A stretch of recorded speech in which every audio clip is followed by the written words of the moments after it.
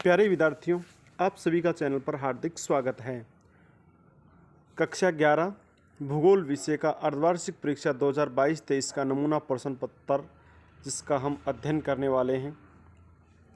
समय है 3 घंटे 15 मिनट और मैक्सिमम मार्क्स है 30 मार्क्स का आपका प्रैक्टिकल होता है।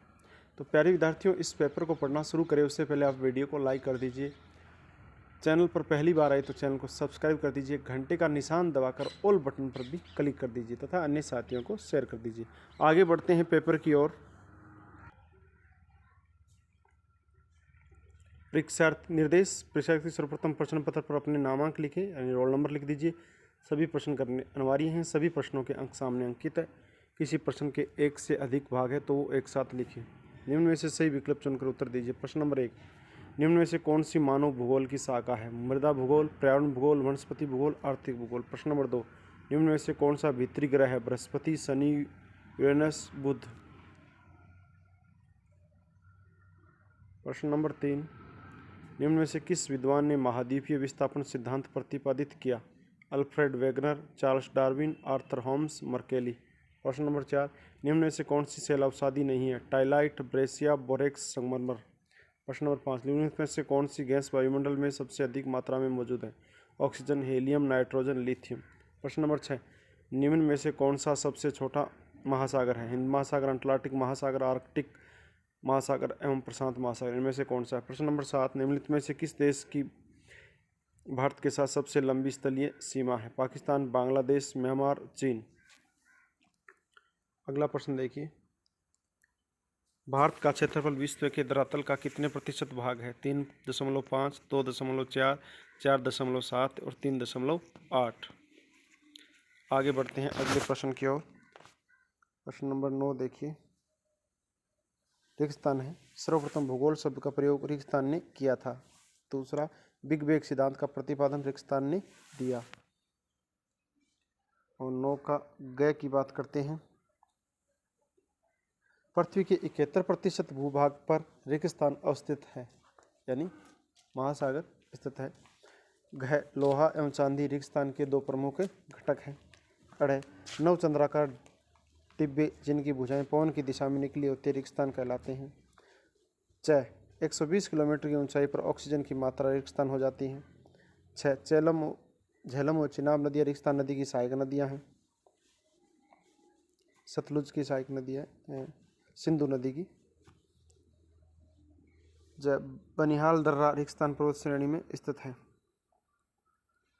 प्रश्न नंबर 10 देखिए, सत्य असत्य कथन जानना है। भूगोल का शाब्दिक अर्थ पृथ्वी का वर्णन है।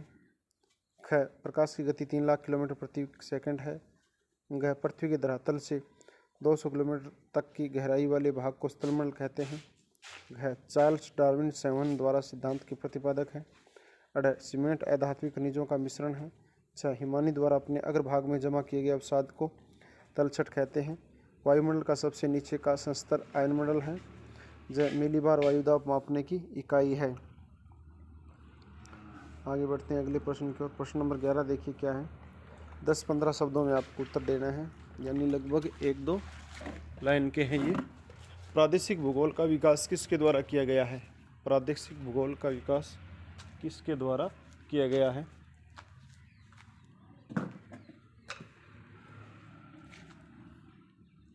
ख, सौरमंडल का जनक किसे माना जाता है? ग, भूकंप तरंगों को अभिलेखित करने वाले यंत्र को क्या कहते हैं? घ, रिंग ऑफ फायर का संबंध किससे है? अढ़, सबसे कठोरतम खनिज कौन सा है? च, अलकनंदा नदी का उद्गम क्षेत्र कौन सा है? छ, रेडियो तरंगों का परावर्तन किस मंडल द्वारा होता है? ज, पवनों की गतिशीलता का प्रमुख कारण क्या है? आगे बढ़ते हैं अगले प्रश्न की ओर। अगला प्रश्न है, तो ये एक एक लाइनों वाले हैं। प्रादेशिक भूगोल का विकास किसके द्वारा किया गया? सौरमंडल का जनक किसे माना जाता है? तो ये आप सारे प्रश्न देख सकते हैं। उसके बाद देखो 12 नंबर प्रश्न। निम्नलिखित प्रश्नों के उत्तर 15-20 शब्दों में दीजिए, 2 अंकों के। सुनामी क्या है? ये किस प्रकार उत्पन्न होती है? ख, हम पृथ्वी को नीला ग्रह क्यों कहते हैं? घ, यमुना नदी के अपवा तंत्र वाले 4 राज्यों के नाम लिखो। घ, काल वैसाखी से क्या अभिप्राय है? प्रश्न नंबर 13, निम्नलिखित प्रश्न का उत्तर 100 शब्दों में दीजिए। पृथ्वी की सतह पर सूर्य ताप में विभिन्नता के प्रमुख कारकों का वर्णन कीजिए। अथवा पवनों की दिशा एवं वेग को प्रभावित करने वाले कारक, यानी दोनों में से कोई एक आपको एक का उत्तर करना है। ख, ज्वार भाटा के प्रमुख प्रकारों का वर्णन करते हुए इसके महत्व की विवेचना कीजिए। अथवा भारत में मिलने वाले प्रमुख वनों का भौगोलिक विवरण प्रस्तुत कीजिए। उसके बाद हम आगे बढ़ते हैं। प्रश्न नंबर 14 और 15। 14 और 15 ये मानचित्र वाले हैं। भारत के रेखा मानचित्र में निम्न पर्वत श्रृंखलाओं को दर्शाइए। अरावली पर्वतमाला, नीलगिरी की पहाड़ियाँ, हिमालय पर्वत श्रृंखला, विंध्याचल की पहाड़ियाँ। तो आपको पता ही है, विंध्याचल मध्य प्रदेश के अंदर है, हिमालय उत्तरी भारत में, नीलगिरी की पहाड़ियाँ दक्षिण भारत में और अरावली राजस्थान के अंदर है।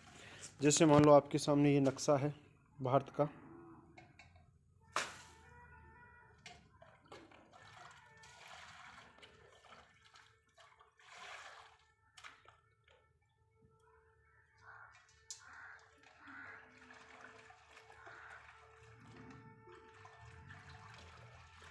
भारत का मान लो ये नक्शा है, इसमें आपको ये दिखानी है अरावली पर्वतमाला। तो अरावली पर्वतमाला ए वाली ये राजस्थान के अंदर यहाँ दिखा दो आप। अरावली पर्वतमाला है वो आप यहाँ दिखाओ, यहाँ अरावली पर्वतमाला होगी। फिर नीलगिरी की पहाड़ियाँ, तो नीलगिरी की पहाड़ियाँ यहाँ दिखा दो दक्षिण भारत में। फिर हिमालय पर्वत श्रृंखला, तो यहाँ पर ये आपकी हिमालय पर्वत श्रृंखला है। और घ पर विंध्याचल की पहाड़ियाँ, तो ये मध्य प्रदेश के अंदर है, यहाँ पर विंध्याचल की पहाड़ियाँ। तो यहाँ पर ये नाम आप लिख दीजिए चारों के चारों। आगे बढ़ते हैं दूसरा मानचित्र। और दूसरा मानचित्र आपके सामने 15 नंबर प्रश्न में कि भारत के रेखा मानचित्र में निम्न क्षेत्रों को दर्शाइए। कोरोमंडल तट, मन्नार की खाड़ी, सुंदरबन डेल्टा और लक्षद्वीप। कोरोमंडल तट, मन्नार की खाड़ी, सुंदरबन डेल्टा और लक्षद्वीप।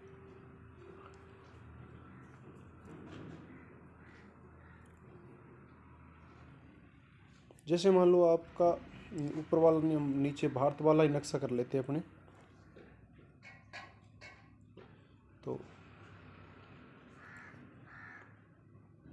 ये जैसे श्रीलंका हो गया नीचे, कोरोमंडल तट है वो ये वाला भाग हो गया कोरोमंडल तट।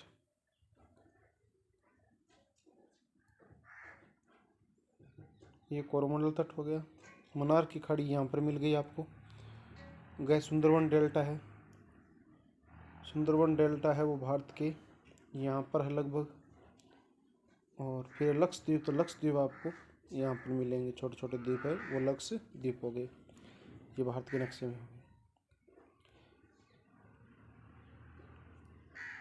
आपका पेपर प्यारे विद्यार्थियों कंप्लीट हुआ और आपने इस वीडियो को अंत तक देखा, इसके लिए आपको बहुत बहुत धन्यवाद। यदि वीडियो पसंद आया है तो इसको लाइक करें। अभी तक आपने चैनल सब्सक्राइब नहीं किया तो चैनल को सब्सक्राइब करें, घंटे का निशान दबा दीजिए और ऑल बटन पर क्लिक कर दीजिए। अन्य साथियों के साथ शेयर कर दीजिए। ये एक नमूना प्रश्न पत्र है जो आपके एग्ज़ाम में आपकी हेल्प करेगा। अन्य विषयों के भी प्रश्न पत्र हम लेकर आने वाले हैं जैसे जैसे हमें उपलब्ध होंगे। फिर मिलेंगे नई क्लास में, तब तक के लिए जय हिंद, जय भारत, वंदे मातरम।